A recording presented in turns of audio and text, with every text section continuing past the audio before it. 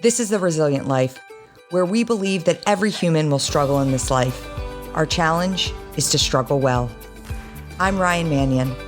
I lost my brother to war, my mom to cancer, and I'm the daughter of a retired Marine. I'm also a wife, mom, author, and president of one of the nation's leading veteran service organizations. Join me and some incredible guests as we explore the value of struggling well through life's inevitable challenges. Welcome to another episode of the Resilient Life podcast. I'm super excited about today's conversation with Dr. Jon Kedrowski. Dr. Jon is a geographer, professor, and adventure coach who is going to talk to us today about the incredible things that he has done. We talk a lot about resilience here, about overcoming adversity, about dealing with challenges as they come to us, as they present themselves to us. And, what I'm really excited about is diving into this conversation with someone who actually puts those challenges in front of himself. So, Jon, welcome to the Resilient Life. Hey, Ryan, thanks for having me today. And I'm excited to chat with you about a lot of these things. Obviously, to share some of my story, but I really want to just talk about what's inside all of us and what's possible for all of us when we face challenges, when we have to overcome adversity. And of course, all of us as human beings have the ability to be resilient with anything that we're facing. And that's really what I'm going to share with you today is lessons from the summits, because a lot of times my adventures are related to being out in the outdoors, mainly in the mountains, with challenges involving skiing, ski mountaineering, and even just climbing to the top of some of the highest mountains in the world. So I'll talk about some of those things, and it should be fun. It should be fun, yes. And you're a little cavalier in saying climbing some mountains. You have summited Mount Everest twice. So again, I had the opportunity. I think it was a few years ago now. I spoke at an event, and the woman's name is escaping me, but she summited Everest, attempted to summit Everest and got within literally like 100 feet and had to turn back. And she gave this incredible talk about what that meant to her and how being able to see that summit and having to turn back, how that kind of shaped the course of what she was doing in her life. She ended up going back and hitting the peak, and it was incredible for her, but she said she learned more with the experience of not making it to the summit than when she actually did. So I thought that was incredible. And unlike a lot of our guests who have figuratively made it through challenging obstacles in their lives, you've spent many, many years climbing mountains, lots of them. So how did you get into that hobby, that way of life? Well, first of all, I grew up in a beautiful mountain town in Vail, Colorado. And so I had the mountains right outside my doorstep. And when I was 8 years old, I was taken up on a mountain near Vail called Holy Cross, which was a 14,000 foot peak. And when I was up on the top of that, I saw all these other mountains in all directions. And when you're a kid in school, elementary school, the first thing you learn is like, what's the highest mountain in the world? And you learn that it's Everest. And when I was standing on top of this mountain, I saw hundreds of mountains in all directions, and said, someday I don't know quite how I'm going to get there, but someday I'm going to climb the highest mountain in the world. And from that, we kind of became obsessed with the aspects of what kind of lessons the mountains taught me as a young kid. I'd be out hiking with family, going up on mountains, and I realized, first of all, how difficult it was from a physical aspect. And then even the mental aspect of when you see a summit and how far away it is. And just like you said at the top of the program just a bit ago is, I've been on Everest at times too, where I had to turn back, and I learned more from those experiences as well. 2015, we had an earthquake and we weren't able to climb. And there were many other things that happened in Nepal with the earthquake that really changed my life too. And, in 2012, my first summit, prior to making it to the top, I was within 800 feet of the summit and had to turn around and go all the way back to base camp and start over. And I know a lot of people have those times in their lives where they have to start over. It could be with a job or a project. It could be with an illness. It could be with the family issues that they have to resolve. It could be with a relationship. You have to start all over, and that can be really, really hard. But, you know, getting back and thinking about that experience allowed me to reset and face what resilient challenges were ahead, and then start over and start fresh. And that's one strategy to deal with huge setbacks, is simply just starting over and starting fresh, and sort of clearing your mind to move forward. And I've had to do that a couple of times on Everest. In 2018, I climbed without supplemental oxygen, but I didn't make it to the top. I turned around because it was too dangerous and too windy. And even that crushed me a little bit, but I learned from it, and knew that the next time I went back, things were possible, you know. And so yeah, the reset part is really important for everybody to understand, is that it's okay, you know. It's not necessarily failure unless you call it failure. It's all about how you handle that setback. I love that. It's not failure unless you define it as failure. And that's so true, because I always talk about, with life, it's a series of ebbs and flows, right? You're going to be at the top of the mountain one day, and you're going to be way below in the valley maybe the next day. But you have to be okay with the fact that it's going to go like that, right? And once you're in those valleys, you have to know that you have to keep climbing. You have to keep going. And I want to talk to you about something a little bit difficult. I actually was reading your blog in February. You were at K2, and I want you to tell us a little bit about that, what K2 is, because I think most people are very understand what Everest is, right? They know it's the highest mountain in the world, but tell us a little bit about climbing K2. And you lost several people on that climb. And I was reading the one account of your friend, I think am I pronouncing it right? Atanas. Atanas. Atanas.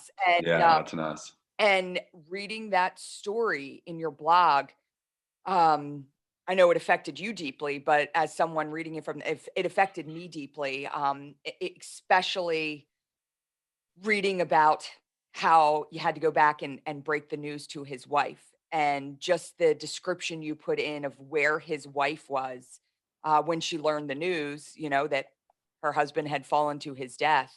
It brought me back to that place where I learned the news that my brother was killed in Iraq, and it was that instant shock. So let's talk about K2. Let's get back. Tell us about the experience at K2, what K2 is, and then let's talk about some of the things that happened on that trip in February. So K2 is the second highest mountain in the world. It's in Pakistan, which is in the Karakoram Mountains, which is about 1,000 miles northwest of Nepal, where Everest is. But the Himalayan mountains run from Nepal, kind of in a southeast to northwest sort of arc. And yeah, so thousands of miles away is K2, and it's only 750 feet lower than Everest. So it's high, and people don't remember the second of anything in this society, it seems like. But the second highest is, in fact, a mountain that's 100 times more difficult and dangerous than Mount Everest. The death rate is 1 in every 4 people that make it to the top of K2 pass away. They don't make it down, or something happens to them. And so I got invited to go as a climbing partner of my friend Colin O'Brady, and join an international team of climbers, as well as a really strong team of Sherpa that were there to climb the mountain for the first time in the winter season. It had never been summited. And there are 14 mountains in the world that are over 8,000 meters, or 26,000 feet. This was the only one of the 14 that has not been made it to the summit in the winter. And so it was sort of a prize in mountaineering circles and things. And so I was invited to go, but I went with caution, because that this mountain is going to be at least 40 to 60 below zero, with winds that are just crazy. And it's just something you look at and say it's impossible, right? But, in life, we always have challenges that are impossible. And so obviously I approached going on the expedition with caution, and knew that, my conservative approach to mountains, the fact that, the mountain's not going anywhere. And if something's too dangerous, it's not worth risking your life for. So I went with that in mind. And we had a really strong team of Sherpas, though, that we were partnered with, that we were able to, get climbing up there, and they were super strong, and they made it to the top on January 16th. So it was really incredible feat. I personally felt that after they made the top, that everyone should have left and gone home. That wasn't the case. Some people got summit fever and said, well, I can still try to climb, but the conditions were never as good as what happened for our Sherpa friends to climb to the top. And so because of that, a lot of things happened. Two different climbers fell while descending the mountain and were killed. And then three other climbers that really got summit fever went for it and never came back.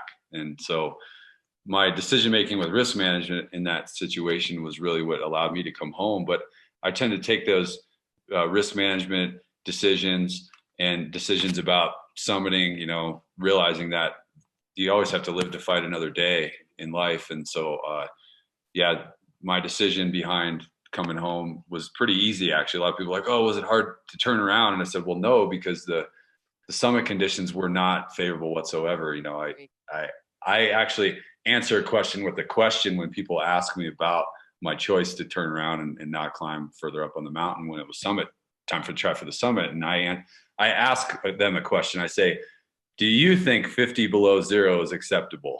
Do you think 25-mile-per-hour winds in 50 mile below zero is acceptable? I haven't had anybody tell me it's acceptable. And so I said, that was my decision. I went down because of that. But then I was waiting in base camp. Some of our team members did go up a little further. Some of them a little bit later had the sense to turn around. But K2 is a mountain that's, you know, steep and technical and dangerous.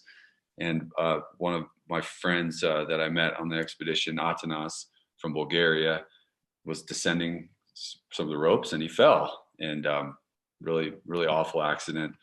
And we had to break the news to his fiance in one of the dining tents one morning. And she had trekked in with the team and was there taking time off from work and even working remotely with some of the internet we had and reading a book that morning. And it's really hard. I mean, in any of these situations, but you have to be, you know, sympathetic, empathetic, understanding of the fact that this is going to completely destroy their world and turn it upside down.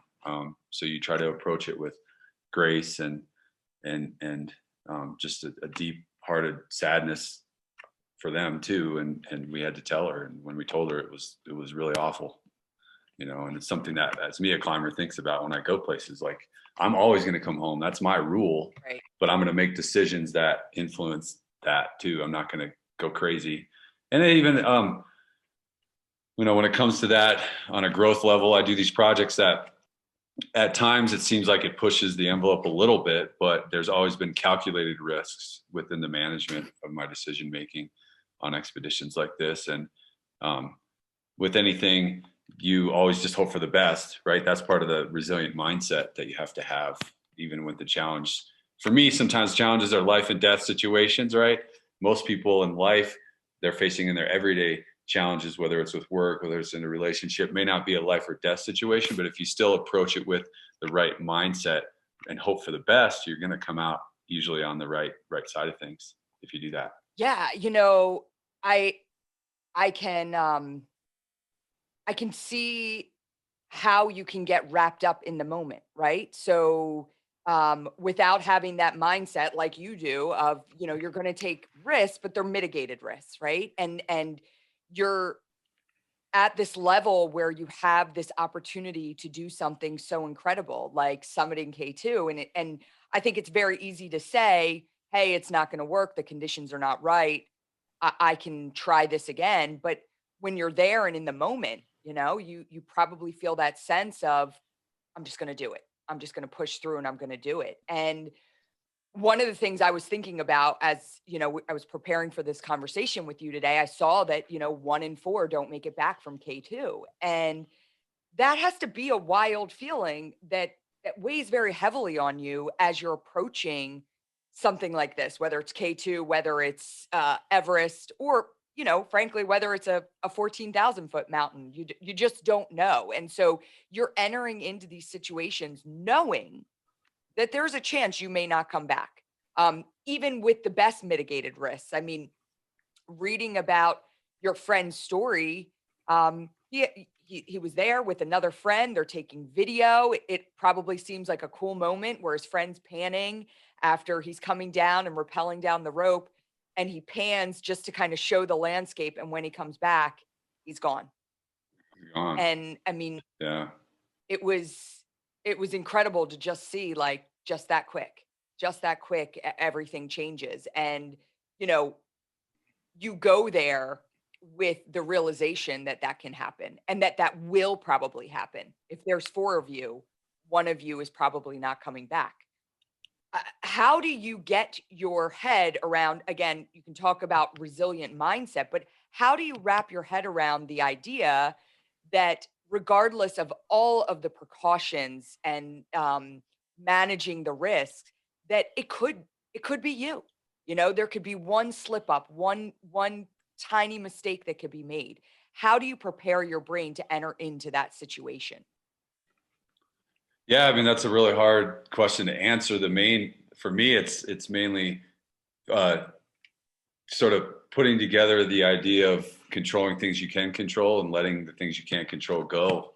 I think that's the most valuable lesson for everybody, because we all are going to have situations in our lives that we have to face, that there's things we can't control.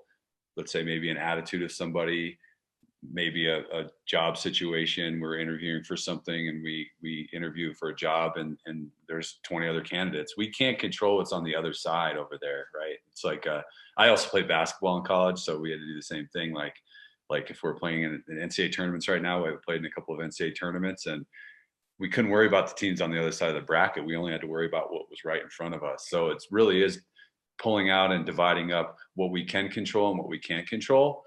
And then in the mountains, it's also trying to pull apart the idea that, and I come across this a lot in the outdoor world with, let's say, weather and snow conditions for skiing. Like you'll get out there and people go crazy if it's a powder day, and they're just like, "Oh, these conditions are all time. It's not going to be like this again." And it's like, no, it's going to snow again. There'll be more powder days. Like it's okay. Like or today's like perfect weather, no winds, bluebird. Well, I mean, I'm not that old, but I've been out hiking and climbing since I was young, and like there's plenty of days where there's no wind and it's beautiful weather. So when the weather's bad and the conditions aren't right, just turn around. And some people get summit fever, like, oh, I don't know if I'll ever get back up there again. And people were like that on K2, like unfortunately, they're like, well, this is the only time ever that this is going to happen in the winter because the Sherpa summited and now there's ropes to the summit. But then we found that people went up there 17 days later, and because the winds were so bad, some of the ropes were gone. So it wasn't exactly what everyone said. And there were a lot of factors, and it was like, well, if you really wanted to go back with a strong team and try to climb this again, I think it could be done again. It's moving that impossible out and making it possible.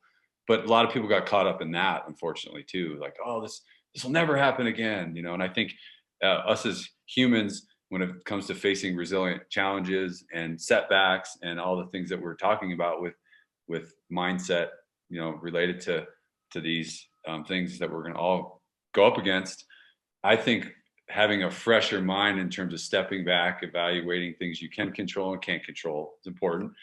And then it's important to realize that there will be new opportunities, and that's okay if the setback sends you a different direction for the time being. It doesn't mean that you can't get to your goal, you can't get to your summit.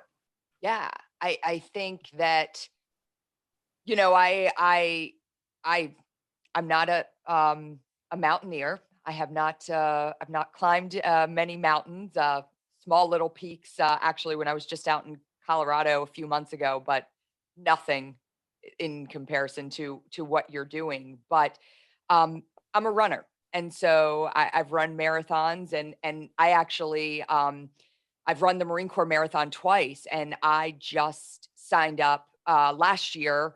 I signed up for the Marine Corps Marathon again, and it was virtual, and it ended up being virtual. And I was like, "This is great. Of course, I'm going to do it. It's virtual." There's a great tow path along the Delaware River right here in Pennsylvania that I did training runs on.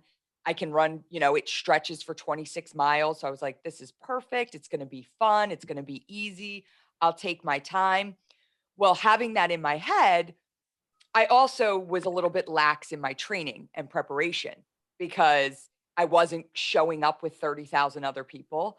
I was going to be doing it with two of my girlfriends, and we were going to just be experiencing it along the way. We had our rucksacks. We were going to, stop at the beautiful sights, and so I didn't train the way I had trained previous times I had run a marathon. And I got out there in October and we started, and it was fun. You know, I was running it with my friend who had never run a marathon before, and she had been really into the training. She had followed the program to a T. And I got about 13 miles, and my body just started to not feel like it should feel at 13 miles when you have another 13 to go. And in my head, I'm thinking, well, I got to just keep going because here's my girlfriend who's been working her butt off to run her first marathon. And I don't want to spoil this experience for her. We got to about 19 miles and my hips legitimately felt like they were going to break off of my body. And I knew that if I kept going, I knew in my head I could finish. I knew I could get to 26 miles. But I was also, and Ryan 10 years ago would have just done it. I would have just been like, whatever I deal with afterwards, I'm just going to do it. But the Ryan today said, you know what? I am not going to risk injury or not being able to run again for many months because of what I'm going to do to myself in this moment. And I had to say, hey guys, I got to stop. I can't keep going. And so we made it to about 22 miles, but it's that same mindset where, I could see the end. I mean, 4 miles to go. I had already run, 22. I could see the end in sight, but I weighed the risk of what I was going to do if I kept going that 4 miles, and I stopped. And I didn't feel good about it at first, but looking back, that's what I needed to do. Right. And, and I think about a lot of times when you put so much preparation into a challenge in front of you and how, we are programmed to say, push through it, adapt and overcome, you know, it's okay to experience the pain. There's all these great things. And I follow a lot of retired military guys that are just animals physically. And they put all these challenges and, pain is just weakness leaving the body. And I love that mindset. I do. But you also have to gauge that with this idea of like, am I making a stupid decision by moving forward? And that was the Mhm. first time, honestly, in my life where I felt okay about the decision I've made. I've quit things before, like physical challenges, but it didn't sit well with me.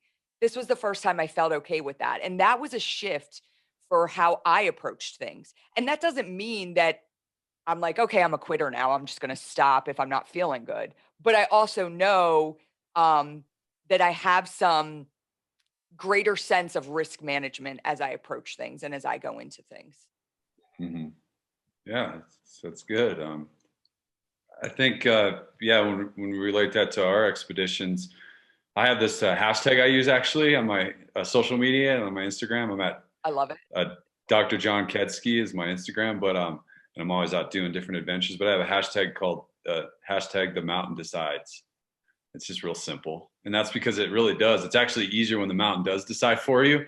Like you could be going out to do like a hike, and there's thunder and lightning storm starting, and you're like, no, I'm not going up there in that. Or hey, the avalanche conditions are too bad today, or it's a snow and it's a blizzard and I can't see, and and you're like, oh, cool, I get to turn around, So like over the years, I've been more about listening to the mountain and what the mountain's telling us. And, it sounds like your mountain was telling you that your body, just said, hey, after 22 miles, that's good, and there's nothing wrong with Yeah. that. I love your hashtag. I actually had that written down to talk about what that meant to you. The mountain Mhm. decides. And I think, and you also talk about being Everest ready.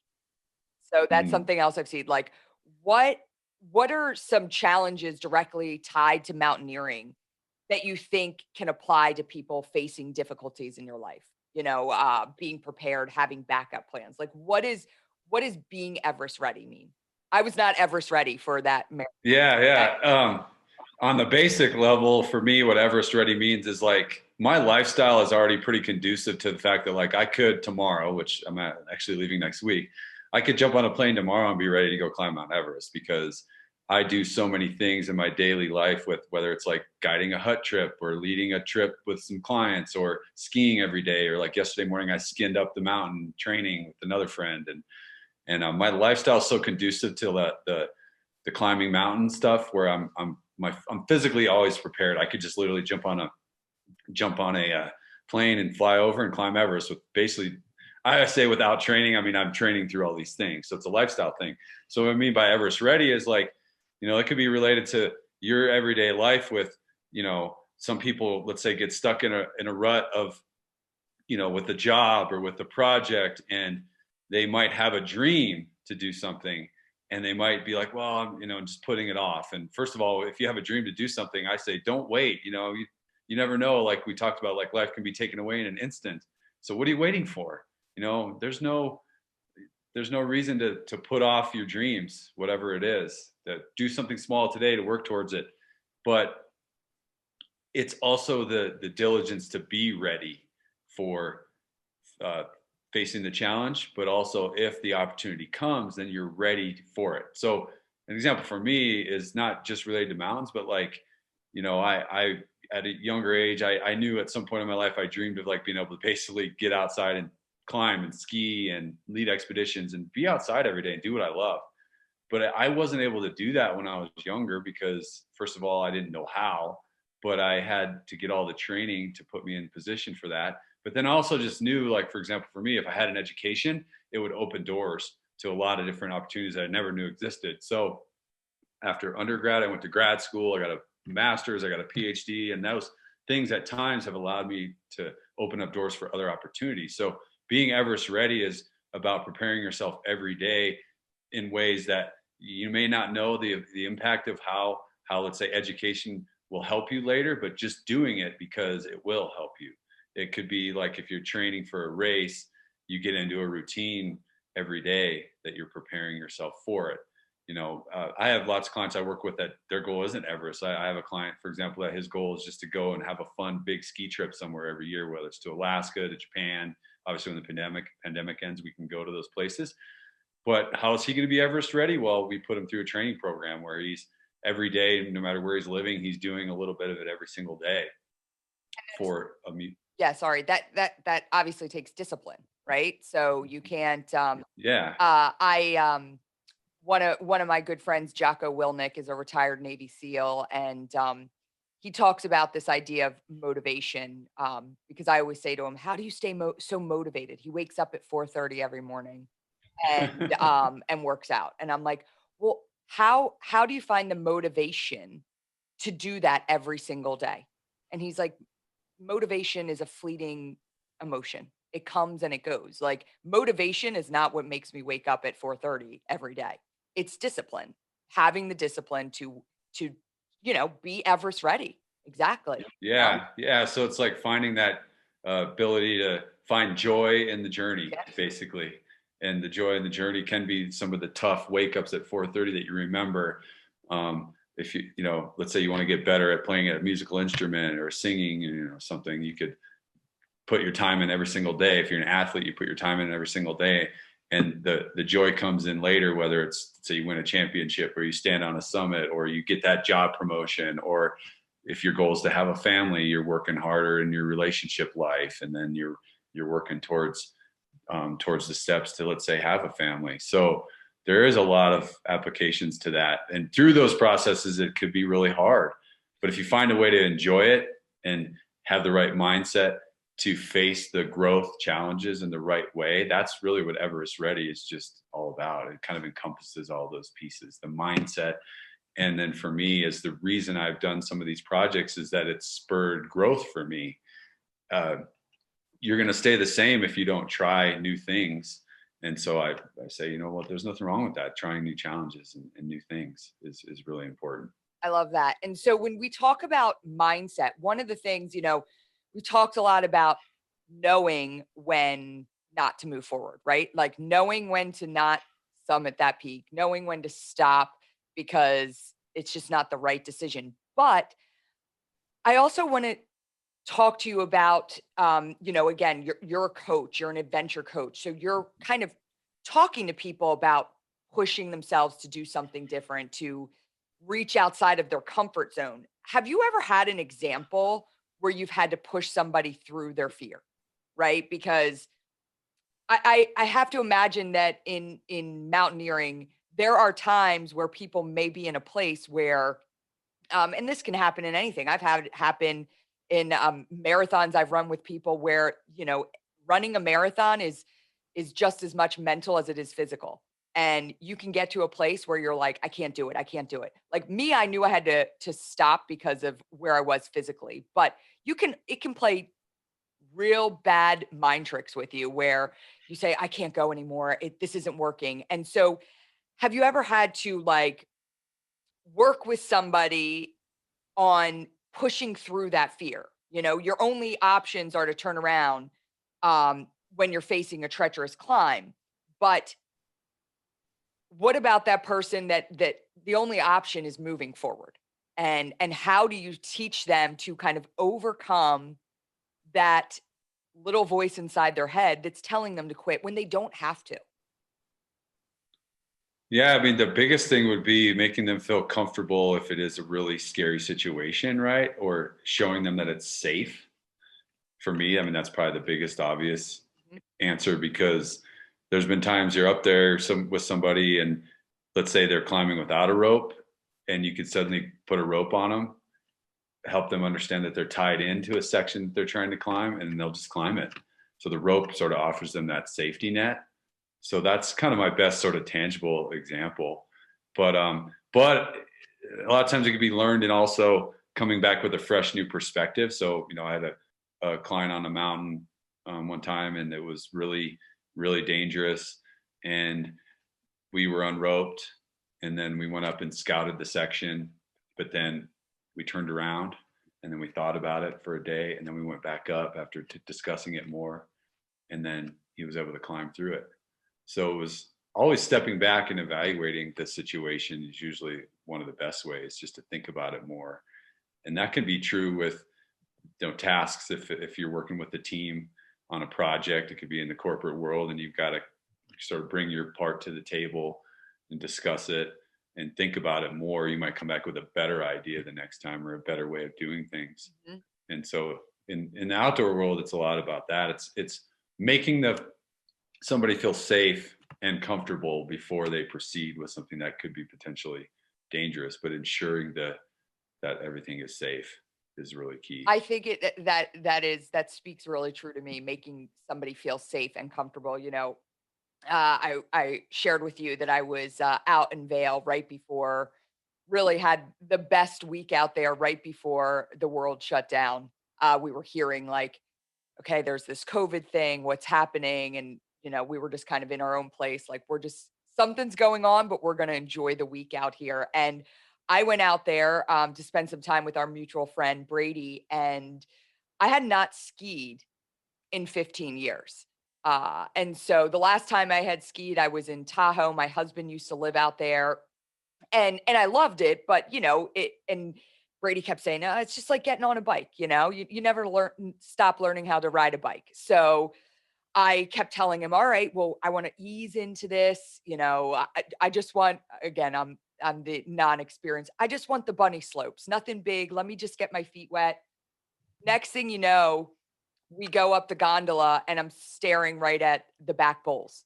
And he's like, "All right, let's go." And I'm looking at this hill and I'm like, no way. There's no way. And my girlfriend who was with me, I mean, she was having a moment where she's standing up there, she's kind of hyperventilating and she's like, "I can't go." And Brady had such a way about him of saying like, "You guys got this, it's fine. Everything's going to be fine." And he was doing a good job of pointing out like the 5-year-old kids that hopped off the gondola and just like took off. He's like, "Look at that kid," and there was something about the way he was talking me through that I was like, "Okay, I got this."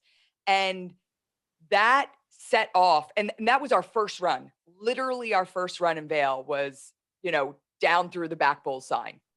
And it was like riding a bike for me. As soon as I started going, I'm like, I remember why I love this so much. And that Mhm. wouldn't have happened if he wasn't there kind of talking us through that. I would have turned around and been like, "I'm back on the gondola. I'm going down." I'll see you guys, I'll be having a drink at the bar. Let me know when you're done. But it was, because I had my husband like, come on, just go, just go. And that was not helping me with what I needed. And, it was Brady kind of showing that calm approach, just and again, he's a way more experienced skier than I am, as you know, but him kind of waiting for us, kind of talking us through what we needed to do. I just had such a magical time, but it was about really at the end of the day, making me feel safe to start going down that mountain. So I totally get that. Definitely. Yeah, and then you touched on like another factor I see all the time is, and especially with skiing, is you know I'll be with somebody that hasn't skied for a while, and then they're out there, and then they'll be out sitting on the chairlift, and they'll look down and they'll be like, "Look at that, like little 8-year-old kid. What's going on? Oh, if they can do it, I can do it."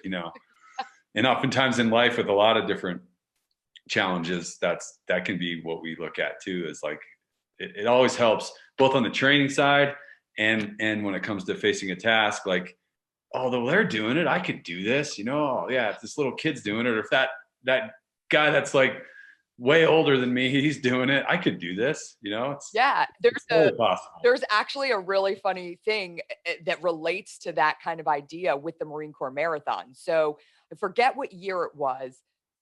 Maybe in the late 90s, early 2000s, Oprah Winfrey ran the Marine Corps Marathon. And so a lot of people do this thing where I'm going to beat Oprah's time, because in your head. And so Nice. it's like this thing, Yeah. like, well, what's your goal? To beat Oprah's time. Now Oprah had like a whole team around her, she trained for a year and a half, and she actually ran it in like 4.5 hours, which is pretty decent. Yeah. And Yeah. but people always talk about, well, if Oprah ran it, I can run this marathon, and I'm always it's like the Oprah effect, Oprah Winfrey ran it. You can run the marathon. I always say that if someone's like, I'm like, come on, Oprah Winfrey ran this. You got this, So I totally get that. Um, I want to talk to you about, you talk about all these things. You talk about, mitigated risk, knowing when to turn back, knowing when to go forward. But what's the hardest thing you've ever made it through? The experience, it doesn't have to be climbing a mountain, but the experience that you had was the hardest for you to push through. And what did you draw on to help yourself push through that? I think it was actually not really related to mountain climbing, but it was related to a shift in what I was doing in my life in terms of my career. I originally was in an undergrad, trying to get an undergrad degree in chemistry and biology, and it was really, really hard. And then I was going to maybe go to medical school, and then I had this vision to walk away from all that, even though I was able to get into medical school, and I was at a crossroads in my life where I was either go to med school or maybe go back to grad school. And a lot of people thought I was going to be a real medical doctor versus a doctor of geography, weather, and climate.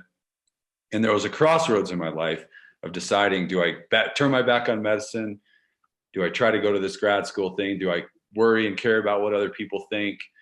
And I chose to take the other path, and because I had this vision to be able to do a lot of stuff that I'm doing now. But I remember how hard that was, because we all face choices in life where you have a lot of people that love you and care about you, and they're worried you're making the wrong choice. And sometimes in life, we as individuals worry too much about what other people think. And I think that's a valuable lesson, because you can't get caught up in that. You have to get caught up in what you want to do for your life that makes you happy, and that makes you, for me, face growth within challenges. And so that led me to a lot of other things. And that was, pursuing my passions in the outdoors with writing the books that I've written, doing some of the projects I've done. And then it has ultimately led me to the next step, which is now for me more as a mentor to others. Because I'll be honest, yeah, I have my days where I can go out solo and go climb a mountain or go mountain biking and do some things alone, but I don't find as much joy in it anymore. I find a bigger joy in the process of training others for their dreams in the mountains and in the backcountry and in adventure. And so, while I have done some projects, and like, for example, I've got a couple of my books here today that are on my website, but Sleeping on the Summits was one of the projects. And then I went and skied off some volcanoes and skied sleeping on the summits of the Cascade volcanoes. Those projects were really hard, and I learned a lot of resilience through them. But then I also learned the value of things like teamwork, and then later on working with others through my expeditions on Mount Everest and things of that nature. So, but the hardest part was pivoting into this space, because a lot of people expected, or even I expected for a long time, that I would go into medicine and just be a doctor, and that didn't really drive me. And so I think the lesson today for everybody is to listen to that voice in your head. If you've got a dream or a passion that you can't let go, that you shouldn't wait to do it. You should go for it, and you should do your best at it and take the steps to get there. And it's going to be hard, but it's possible, and why not? You only get one life to live, and it could be taken away in an instant, which I've seen in environments that I've been in. Yeah, absolutely. We'll make sure we put links up to John's book on our YouTube page. It's funny what you were talking about. Some of these solitary things. Climbing mountains, riding bikes, skiing, that you were doing alone wasn't bringing you the same passion. And we talk a lot at the Travis Manning Foundation about the power of community, how important it is that you're surrounded by people who encourage you. Um, and it seems like you've become that for other people. I love that. I love that idea. But there's a lot of people right now that may not have the means or the opportunity or even the desire to do something as challenging as climbing Mount Everest or scaling a 14,000-foot peak, but they still want to push themselves to build their resilience. So, what kind of advice would you give to people who want to find a way to get mentally tougher, right? And maybe it's not around a physical challenge, but as if you're an adventure coach, you're certainly mentoring and coaching them on much more than just the adventure in front of them. So what advice do you give to someone that says, "Hey, how can I build that? How can I build that resilient mindset?" Yeah, I think it's building a routine every day that can help you face tough times, but to get to the mindset. Obviously for me, I seek out those growth opportunities, but even if it's just on a daily basis, like I've actually turned to things like yoga and meditation, and then nutrition. So like having a good diet, having a routine with a good diet, eating healthy, that'll turn you into somebody that has the right mindset to face other challenges that you have to face every day. But it's just the little things in relationship to that. But those are some basic things that I've really focused on over the last several years for wellness, and having a healthy mindset. And then, simple as it sounds, is like, hey, think positive. If the first thing you think about when you get out of every day is something bad that can happen, you're going to keep thinking that. But if you wake up with a fresh mind and a fresh thought that is more towards the growth, and hey, I'm going to face a challenge, but that's okay. Or this is going to be hard, but hey, so what? It's hard. I'm just going to face it, versus either putting it off or already dreading it. I think that's already kind of one of the first steps that you should take, because that will take you in the right direction right off the bat. Yeah, definitely. I think it is, you talk about wellness. And I think, when you look at when you look at your well-being, it's a combination of so many things. I think people can lean into one thing and not think about, again, over the past 12 months, it's like a lot of people have developed workout routines, and it's like, I'm just going to work out. I'm locked in my house. I'm going to do these at home, but they're not thinking about, what am I putting in my body? And am I getting enough sleep? And there's so many, am I being mindful? Am I practicing some sort of meditation where I'm very reflective of things I want to do? So it's always about that mind and body approach, and it's little pieces from each of them that are going to help you to grow. I talk about that a lot. So I want to talk about what you have coming up next week. You are heading to Nepal for another Everest base camp trek. And I'd love to hear some details of the trip, and maybe some absolutely essential items that you bring on something like this. Yeah. So the biggest thing to distinguish in that space of Nepal, it's over between India and China. There's people go to base camp of Everest every year, which is at 17,000 feet. It's, a view of Everest. We hike and trek through villages. So when we talk about trekking to base camp, it's a hike. We walk through, we stay in tea houses and lodges. We eat good food. We have cultural experiences at monasteries. It's a trip and a journey that everybody can do. Like we train our people a little bit. The people that go, we train them with some pre-trip preparation, but it's a hike. It's not climbing the mountain. And then you distinguish that from actual climbing the mountain. So when you hear somebody, oh yeah, I trekked to Everest, it doesn't mean you trekked up Everest. The difference is that you climbing Everest, you're climbing from the base camp, which we're going to end up doing. But we're also trekking. And so I have a group of eight people that I'm taking to the base camp. And I do this trek every year. And it takes about 2 weeks because we fly over there. This year I have to deal with some quarantining from COVID, but most people are vaccinated as well. And then we fly a helicopter into a village at 9,000 feet. And we spend about 8 or 9 days going from village to village and staying in lodges and visiting and seeing culture and just enjoying that journey in the beautiful valleys in springtime in the Himalayas. So grass is getting green, the flowers are popping out of the trees, and it's just a really beautiful time.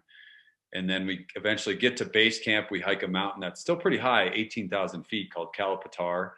And we get the view of Mount Everest, and then the trekkers trek back out.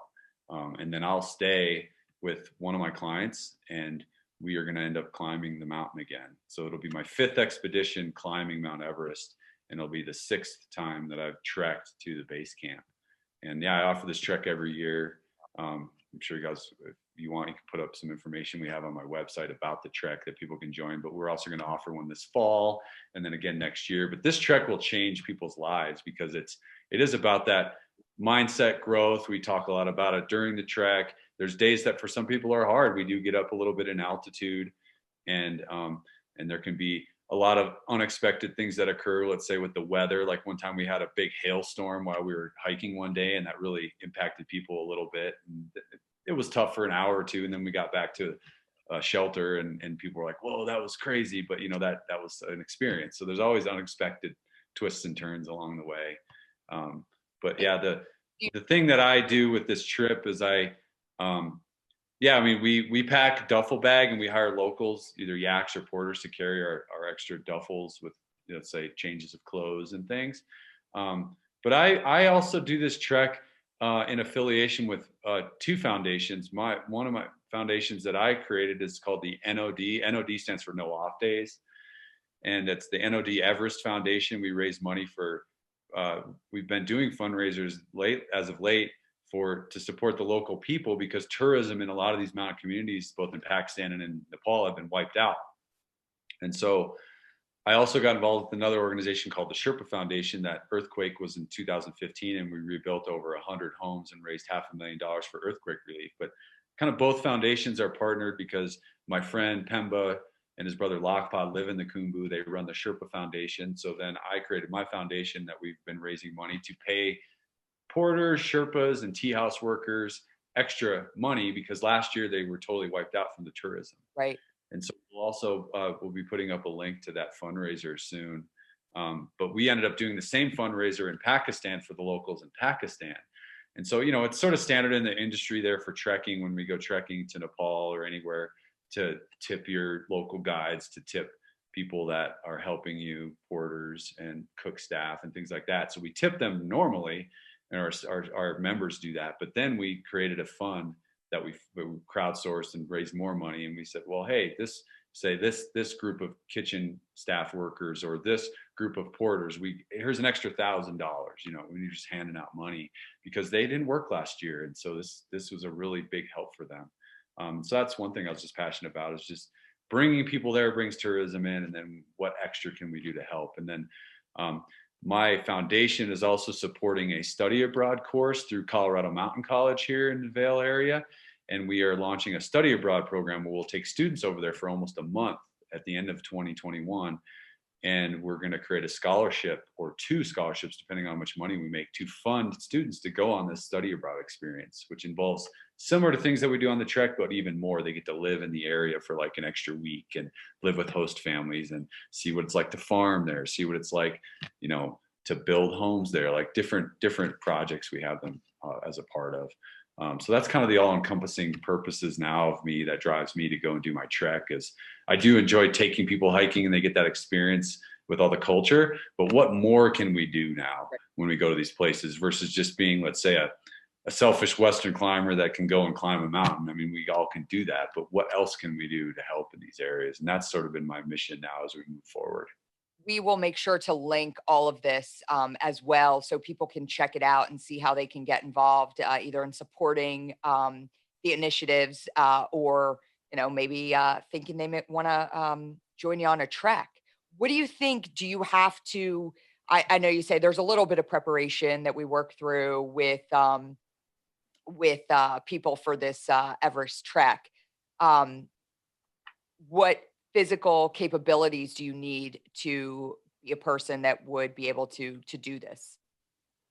Well, you just have to have a base level of fitness, and then as part of our programs, we put you on like a training program. So my assistant and I will basically talk to you and say, well, hey, the trip is 6 months away. Where do you live? What do you have access to for functional training and cardio and things? And we can put you on a week-to-week program. And that's the basics of it. And a lot of times because I'm Colorado based, most of the people that come with are from the mountains in Colorado. And then we just sort of train them locally in terms of giving them advice, or they like to get out and do hikes and things like that. So that's good. And, and so, yeah, I heard that you might be interested in coming with us next year. Oh, well, right? I mean, I'm could be a goal. You and your husband join us. I'm a sea level chick, so you're going to have to really put together a pretty robust training plan. I was actually just out in Colorado, and we did an expedition with 20 veterans in just a few months ago, and I mean, I had a little bit of trouble with the altitude, and it wasn't. You're like, oh, it was 9,000 feet, a little altitude. I don't even think we were there, and I was still feeling a little funny. So that would be my biggest thing, is how I can build that up. Maybe I'll just have to come out to Vail a couple more times and do some training out there.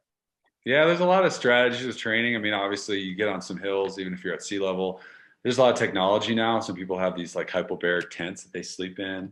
Yeah, others you just try to come to altitude a little bit to kickstart your body before going on a trip. I mean, that was the premise behind my Sleeping on the Summits projects, was that so that I would feel better when I went to higher mountains later on. So part of it was that with those book projects. But yeah, there's always a way to get into shape and to prepare for these things. So all right, well, I'm gonna consider it. I'm gonna learn more about it. And will you be when you're there? Obviously the base camp trek is a little bit easier in terms of what you're doing physically, but once you start the summit to the top of Everest, do you document that along the way?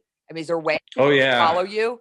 Just get on. Yeah. So my website, jonkedrowski.com. I've got a blog that it still has some of the K2 entries up, and I wrote like a sort of a in the middle blog from being home from that experience and what's next. And then, starting next week, I'll start writing and posting, at least twice a week about where I am trekking and the experience with that. And sometimes I'll post more than twice a week, just depending on where we are. But our journey trekking with our group will be included with some photos. And then once we get to base camp, I'll go through the process of what it takes to acclimatize and the steps that we're doing to go up and down the mountain, and what's involved with putting camps in, and then why the weather's doing what it's doing. So a lot of similar things that I talked about with K2, but now it's Everest in Nepal, and it's the highest mountain in the world. And so, so definitely it's my website, jonkedrowski.com. You go to the blog page, there'll be updates about it, constantly. I'll update my social media on Instagram too. Awesome. And we'll just have a really fun journey with it. I am certainly going to follow along. I'm sure other people listening will be doing the same. This is like fascinating to me. I was really excited to talk to you because just the idea that you put yourselves in situations that it becomes life and death. It's not, and there's not many people that do that. And I take the mountains out of it. You have a mindset that has prepared you to be able to put yourself and be pragmatic about it, be practical about it, and And I think that's honestly what you need when you're dealing with the situations that you deal with. I always end my interviews with the same question, but I feel like you answered it 1,000 times over already in a lot of your answers. But I always end every interview with the same question: what does living a resilient life look like for you?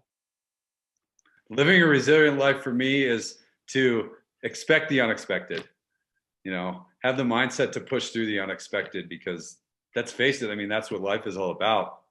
Finding joy in the journey and facing the unexpected will allow you to reach your summits. And I think that's the most important part about being resilient. Expect the unexpected. We are wishing you lots of luck as you take off for Everest. We'll be following your journey, myself and others, and really excited to see how that goes. Everyone can learn more about everything Jon's doing, the opportunities that are presented to everyday sea level humans like myself. I'm so excited for people to hear this conversation. I think it was fascinating. I thank you so much for spending a little bit of time with us before you head out to Nepal. Dr. Jon Kedrowski, thank you so much for joining us on the Resilient Life podcast. Thanks for having me, Ryan. Have a great day. You too.